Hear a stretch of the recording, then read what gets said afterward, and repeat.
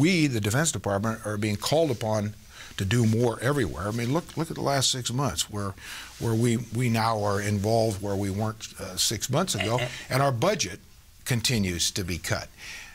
Something doesn't connect here, and that's going to have to change. And if it doesn't?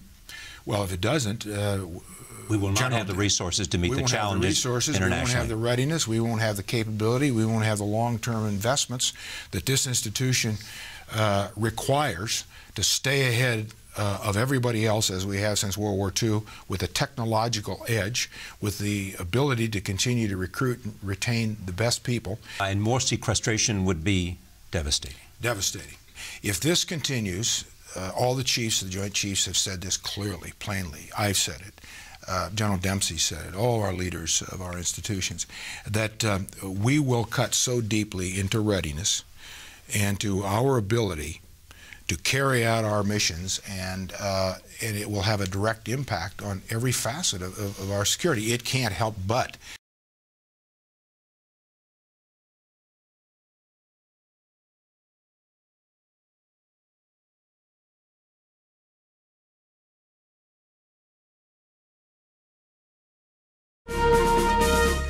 Budget cuts resulting from sequestration are requiring the Army to quickly achieve a delicate balance between modernization, readiness, and end strength. Army Chief of Staff General Ray Odierno said yesterday the billions of dollars in funding cuts leave the Army with little margin for error. So as I look ahead here, people often ask me what keeps me up at night. What keeps me up at night is if I'm asked to deploy 20,000 soldiers somewhere, I'm not sure I can guarantee you that they're trained to the level that I think they should be over the next 2 or 3 years because of the way sequestration is being enacted. General Odierno said that lower level of training will mean operations would take longer and probably means more casualties. If sequestration continues, the Pentagon budget could be slashed by $52 billion in 2014.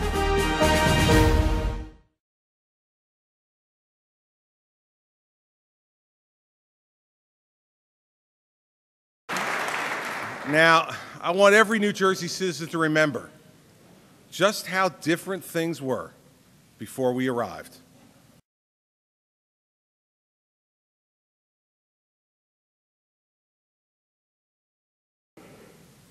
As the late, great General Norman Schwarzkopf once said, the truth of the matter is that you always know the right thing to do.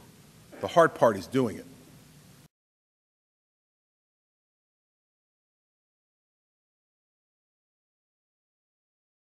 Where else is that happening in America?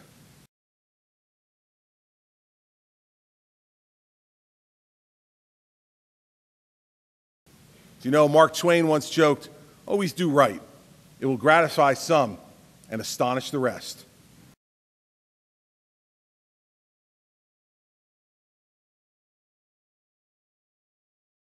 I don't think so.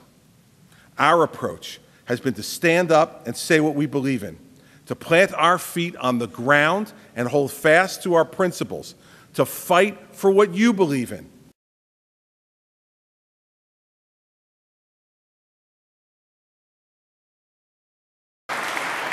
See, we've learned from experience that taking on problems now will leave us better off in the future. We've seen that it works. The first step is to change that old mindset and to change the conversation. And that means putting the people we serve first and then getting down to work.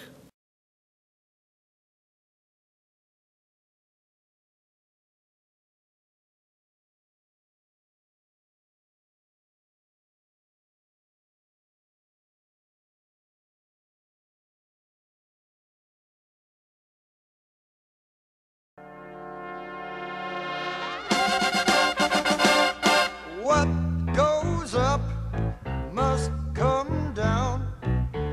Spinning wheel, got to go round. Talking about your troubles, it's a crying sin. Ride a painted pony, let the spinning wheel spin. You got no money and you got no home.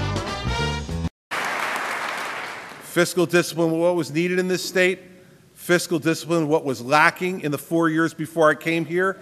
And as long as I'm here, fiscal discipline will define this state.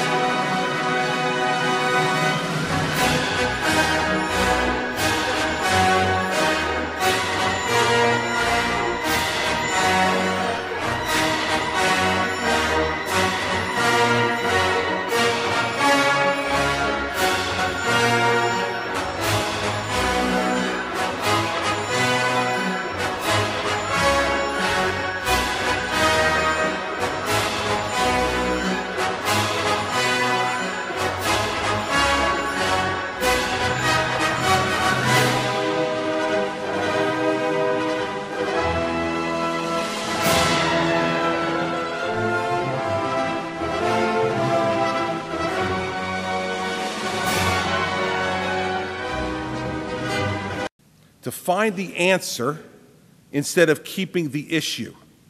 Indeed, to be the answer. See, that requires being willing to act and being willing to lead, not just talk.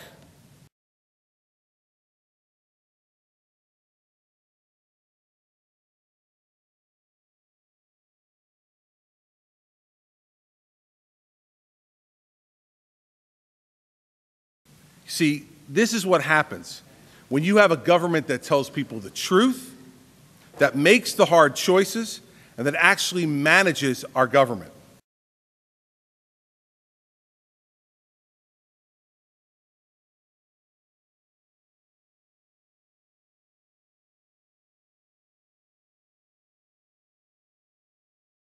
But I do claim to be fairly good at common sense.